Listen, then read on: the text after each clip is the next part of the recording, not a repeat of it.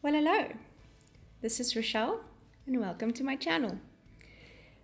I've had two requests to slow down my videos a bit, and so I'm doing that just to show you a bit more of the process.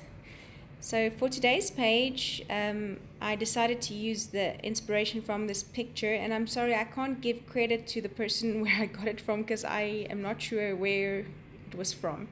I know that we used it in a different technique by putting some acetate or acetone, on it to try and do the picture transfer. It didn't work, so this was what was left from the picture, and I loved the colors.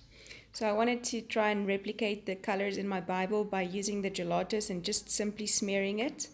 And so I'm using my finger to smear the gelatos over the page, trying to just get some different blends there from, it's like a peachy color and a guava color, I think, and then the rose gold, which I quite like. The passage is about, well, where God speaks to Abraham about having a child, and then Sarah laughing in the tent, and God asking why she's laughing, and asking her if anything is too hard for him or too difficult for him, some translations say. And I really just, while I was doing this, meditating on this piece of scripture, realized that so often we want to, we have a willing heart to stay in God's plan, but we kind of want it in our time. And so I didn't want to overcomplicate the journaling on this page or anything like that. I really just wanted myself to realize the simple truth that nothing is too difficult for God, and in His time He will bring all the best for me. He knows the end from the beginning, so I just need to trust. Oh my goodness, can we just simplify this a bit in our lives? We want to overcomplicate everything, being arrogant and asking God why, when, So anyways, I got this time or clock stencil from a market one day, so I also don't have a name for that on here. But it's printed on it, or it's cut from a sticky material, so the stencil is stuck on this page. It's a removable or readjustable stencil. And so I'm just taking the color out. This is really an unnecessary step, I realized later. And I wanted to do some gelato smushing.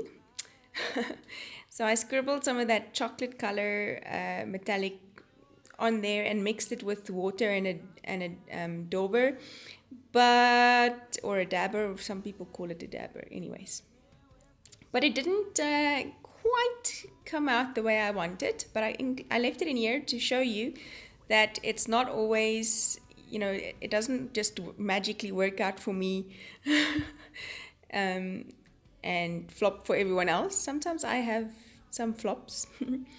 And so you'll see me dab it on here, and as I lift the stencil to see what the color transfer looked like, it was way too light and just didn't have any effect whatsoever.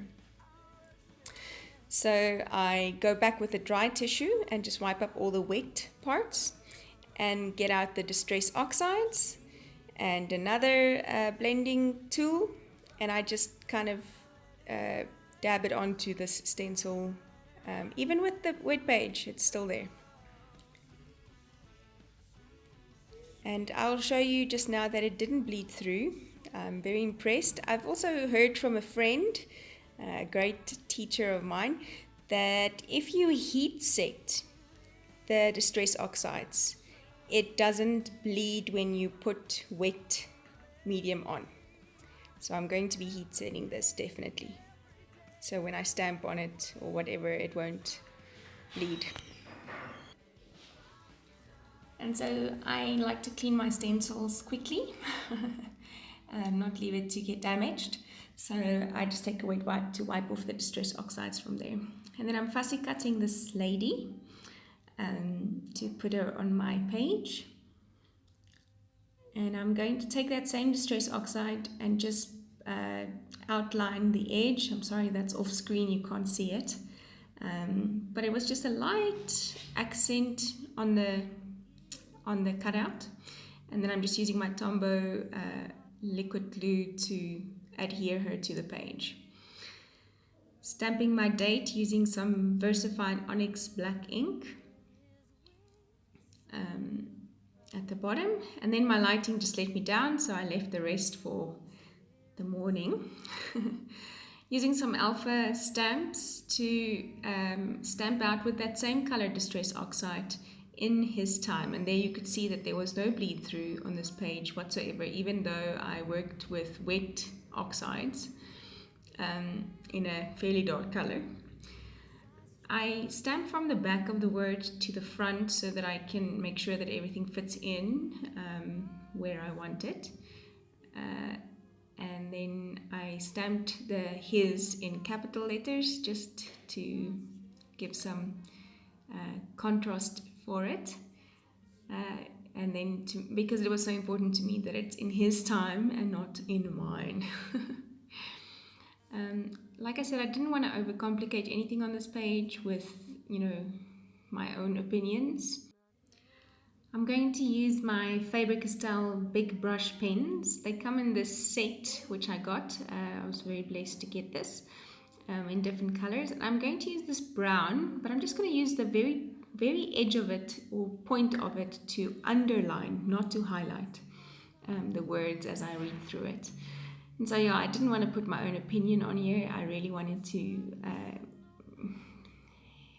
help myself understand that nothing is too difficult for God and that I need to rest in His time. He will bring it to pass in His time when it's right.